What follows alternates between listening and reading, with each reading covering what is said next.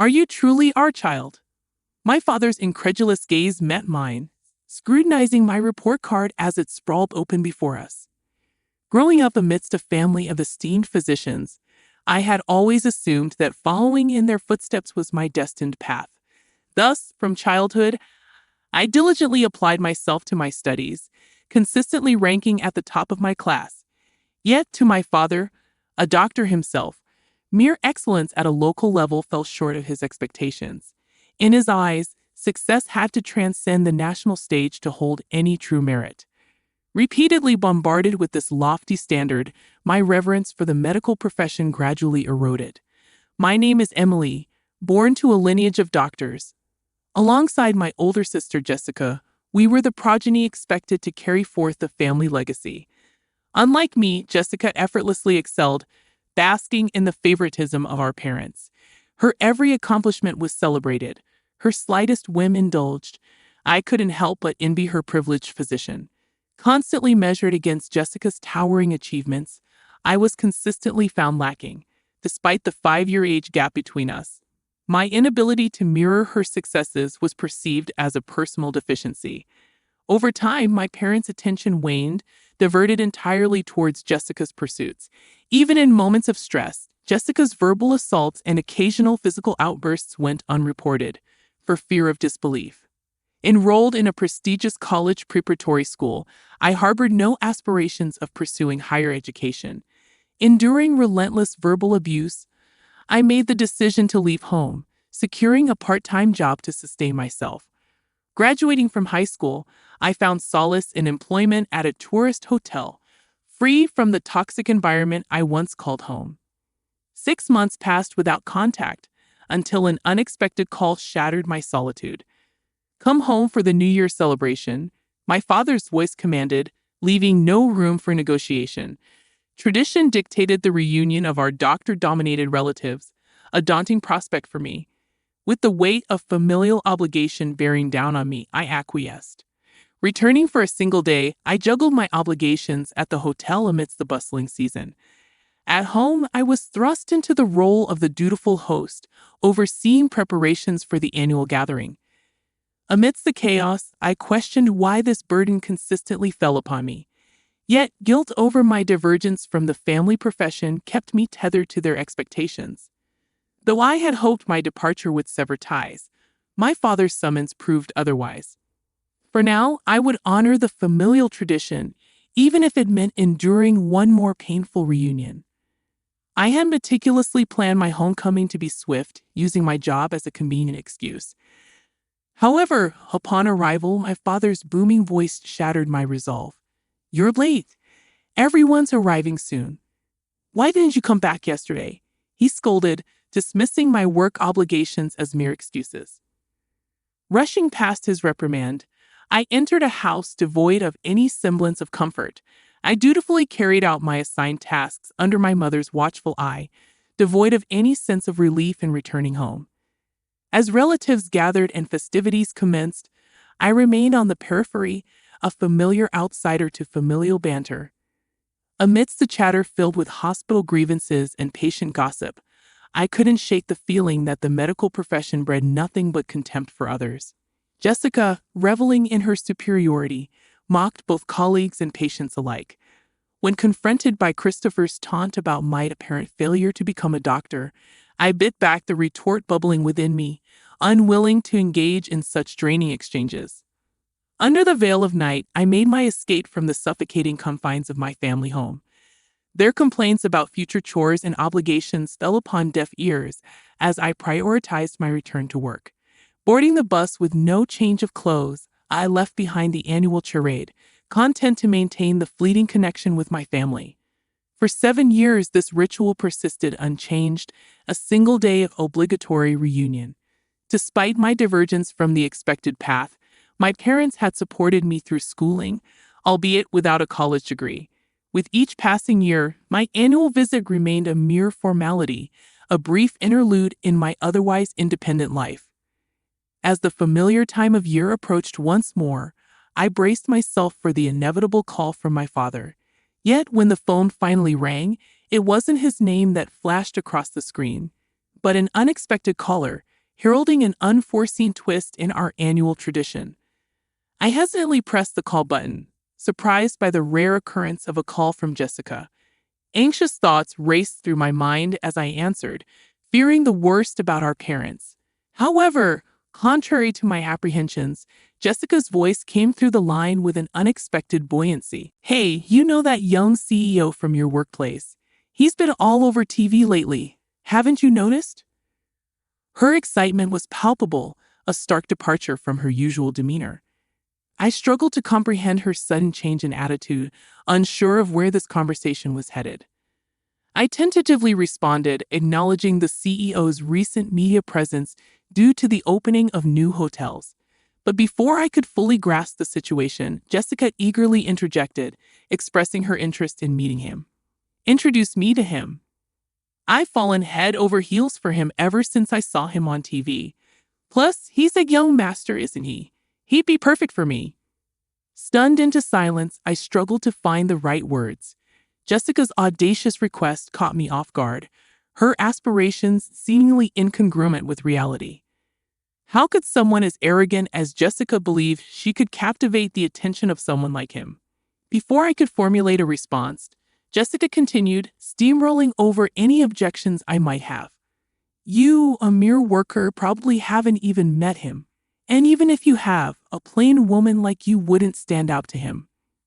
Her words cut deep, but I remained silent, unable to interject amidst her relentless monologue. As she rambled on, I attempted to interject, but Jessica's momentum was unstoppable.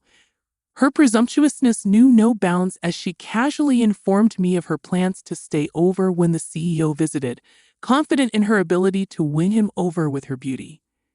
I struggled to find my voice, bewildered by Jessica's audacity. "But Jessica, aren't you supposed to be considering arranged meetings for marriage? It's our family tradition to marry by 30. My feeble attempt to reason with her was met with dismissive laughter. "Traditional arrangements are so outdated, don't you think? Besides, why settle for anything less when I can aim for the top?"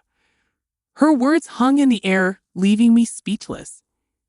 As she nonchalantly requested that I cover her lodging expenses, I realized the futility of trying to reason with her.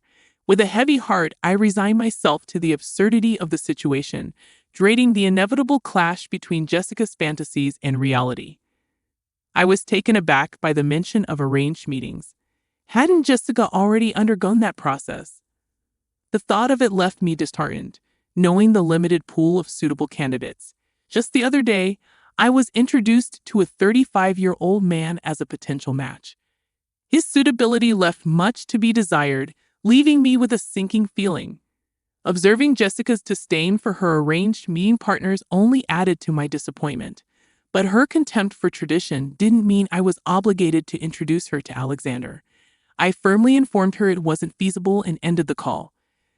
A month later, I begrudgingly returned home for New Year's Day, intending to fulfill my familial duties before making a swift exit.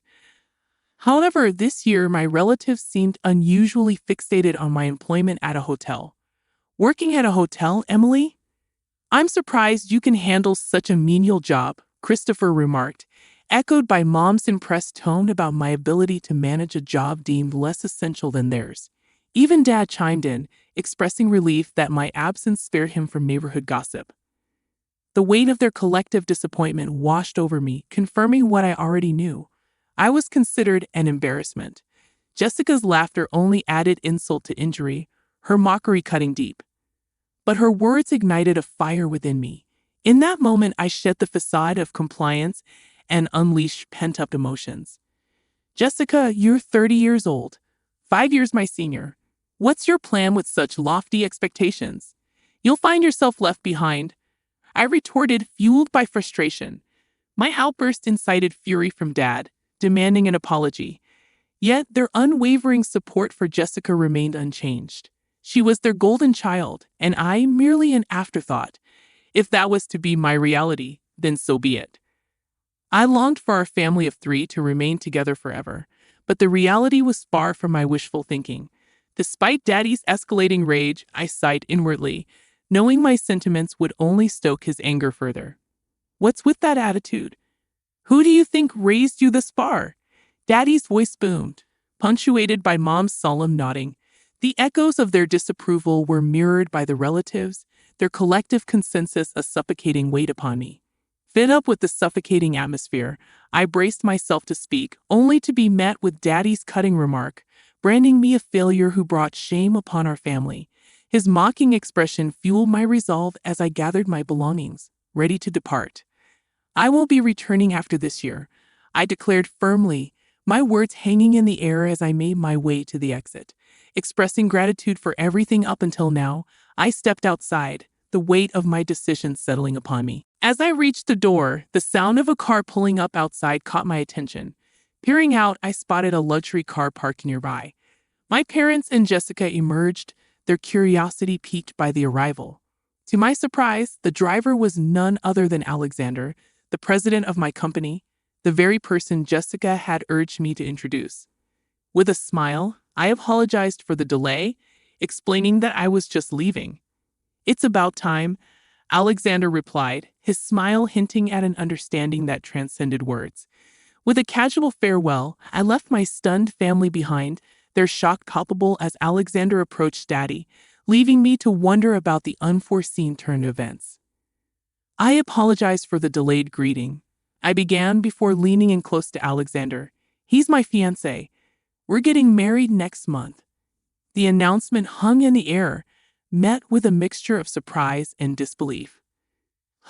Was that Jessica's voice, my parents, or both? I chuckled, though my intention to invite them to the wedding was non-existent. With no lingering attachment to this house, I doubted I'd ever return. It became evident that this wasn't the place for me after all. After Alexander's proposal, I felt compelled to explain my situation to him, shedding light on the strained dynamic within my family. Their understanding was immediate, especially after hearing about the hospital's tarnished reputation, a subject Jessica had also broached. Ignoring my family's stunned reactions, I continued, divulging my involvement in a new hotel project near Daddy's hospital. During local research, unsettling truths about Daddy's place surfaced, multiple medical malpractices and scandals.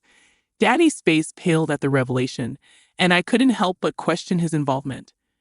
"Are you sure it's okay?" I pressed, referencing Jessica's association with the hospital as well.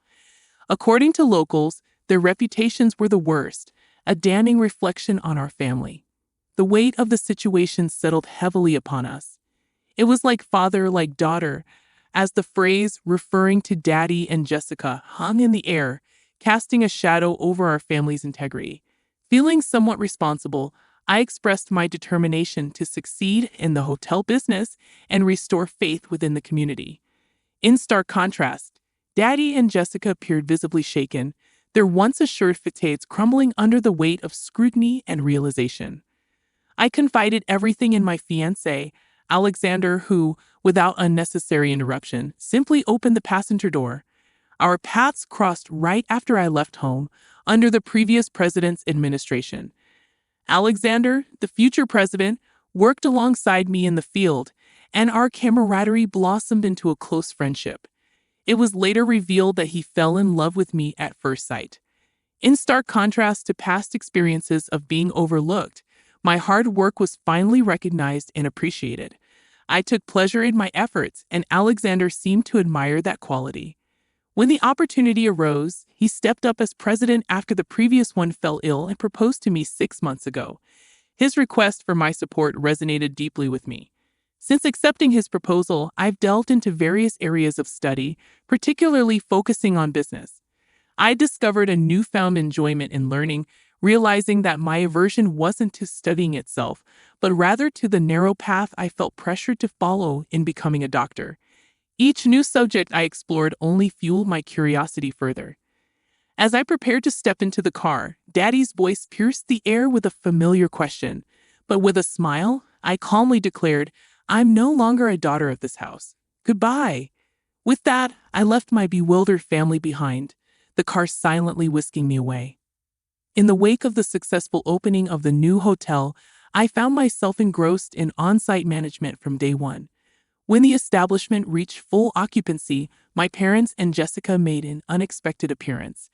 Daddy, spotting me amidst the bustle, called out, signaling their intention to stay. Despite my busy schedule, I found myself at a loss for words. Before I could react, Alexander intervened, swiftly escorting my family away. However, their stubborn persistence caused a scene in the lobby, leaving me torn between professional obligations and familial tensions. Feeling stuck in the midst of chaos, I sought assistance from a security guard to quell the escalating tension. Shortly after, a woman named Olivia entered the lobby, recognizing me as a teacher, who relayed the gossip to me. The rumors spread like wildfire throughout the hospital, causing embarrassment for Daddy and Jessica. Meanwhile, I stumbled upon a startling revelation about Mom's purported retirement. It turned out to be a cover-up for her forced resignation due to a scandal, a tidbit of information I accidentally overheard from Olivia. Frustrated by my family's repeated audacity, I took decisive action during their unwelcome visit to my workplace, promptly calling the police for obstruction of business. Their past behavior soon became the talk of the hospital, exacerbating its already dire financial situation. Eventually, the hospital was forced to close its doors, a consequence of the scandal and ensuing rumors. Not long after passing by my family's erstwhile home, I noticed its vacancy.